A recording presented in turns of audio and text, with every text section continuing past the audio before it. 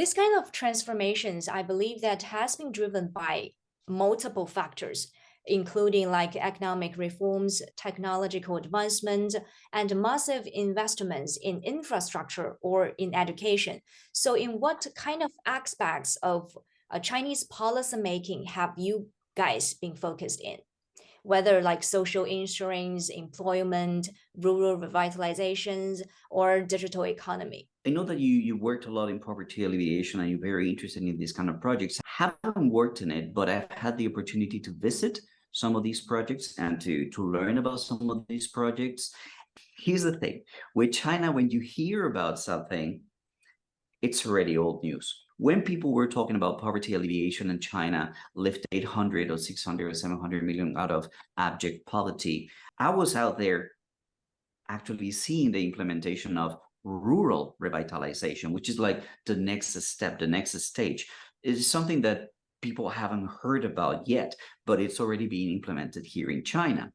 One of the things that I absolutely love is how they're using technology in the fields, in the countryside, in the farms, helping the farmers and the growers and the producers to bring better produce to the markets, to connect their crop with the markets hundreds or thousands of kilometers away, with the internet, with monitoring systems, with science and technology, research into new forms of growing or new forms of getting spicier chili, for example. This is something that I visited in Guizhou.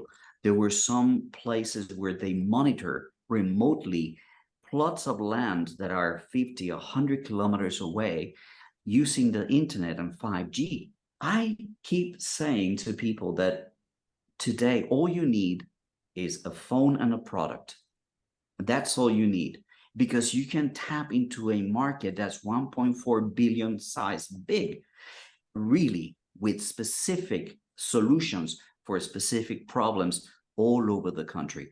To me, it's absolutely fascinating, and it drives me to learn more about those, because hopefully I could share some of this knowledge with people in my country, help my country from over here to bring some ideas over there.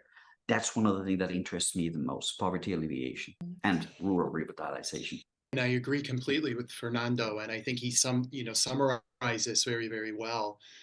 We see that as well in rural China, especially in rural Yunnan, the changes in agricultural technology. Again, I always go back. I guess I really love the social aspects, and I always go back to the sense of hope. And it includes, for example, education, it includes medicine. We see now what, for example, Yunnan is paired with Shanghai. So they have to work together. And in some of the most rural communities, I will come across leading doctors, from Beijing Yuan, in Shanghai. And they're out here volunteering in the most remote areas of Yunnan. I don't think these stories are being shared with the outside world.